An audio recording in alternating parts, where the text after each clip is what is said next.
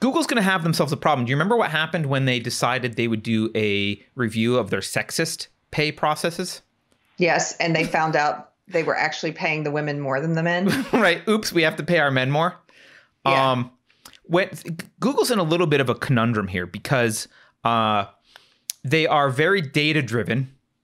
And so they've got this ostensible attitude like, well, the data shows this, we got to do that.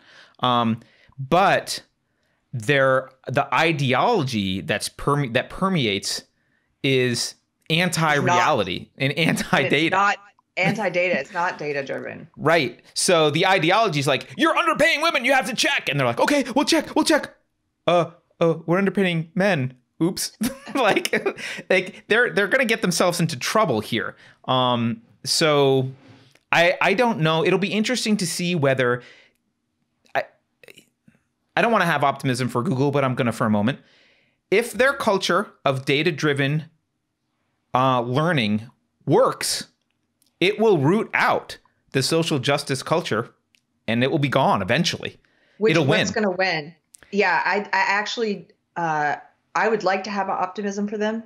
I don't actually, but I don't. Yeah, I think this is a virus, and I think instead what we're going to see is it's hard to imagine this now, but I think Google's going to fall by the wayside eventually. Yeah, they'll. It's hard to even imagine that now, but it will.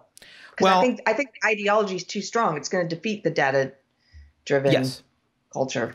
I agree with you, but if there is any hope, it's because it's through the data-driven culture of Google. That's the only place there's hope at Google, because there's no ideological opposition to social justice stuff at Google. But there is data, and maybe, although we saw what happened when James Damore tried to present data.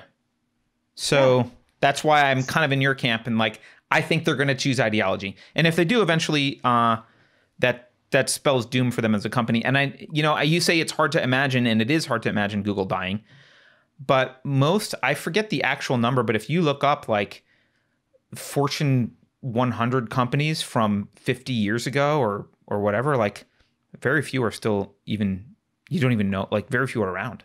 Like there's, we go through cycles where we think like, oh, this is a juggernaut and they'll always be here.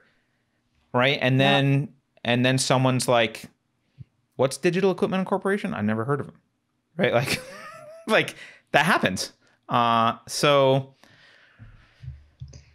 it makes me think of, there was a tweet I saw this morning. Somebody was talking about everything that's happening in San Francisco right now, or in California, but specifically it was in response to something in San Francisco.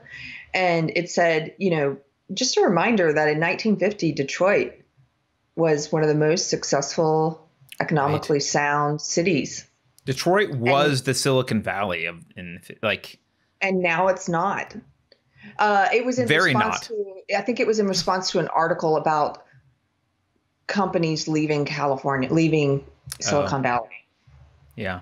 Yeah. And California, it's like, that's just 50 years, Yeah. Well, 70 years, but still.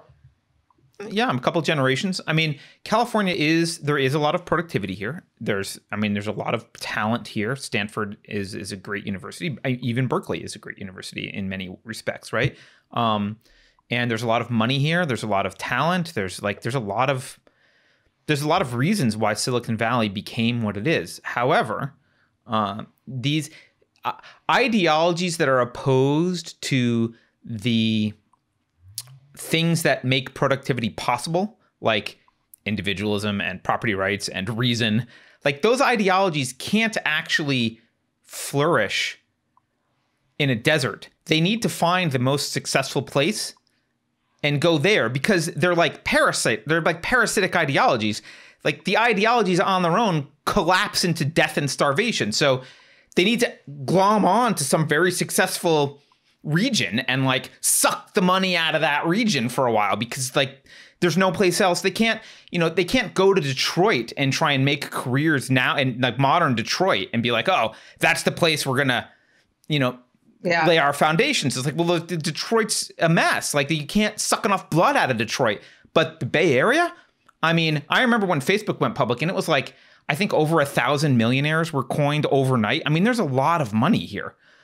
So there's a lot of fodder to just, there's a lot of blood for these vampires to suck dry with their ideology, right? So, you know, when you're a hungry vampire, you go after the fat guy, I guess. And Silicon Valley's the fat guy, but it won't be the fat guy forever. Because they're not getting rid of the vampires. They're doubling down on vampirism. So, yeah. I like all the metaphors you're here. And they do suck. They're in my head. They do suck. And they do suck. Yes, not in a good way.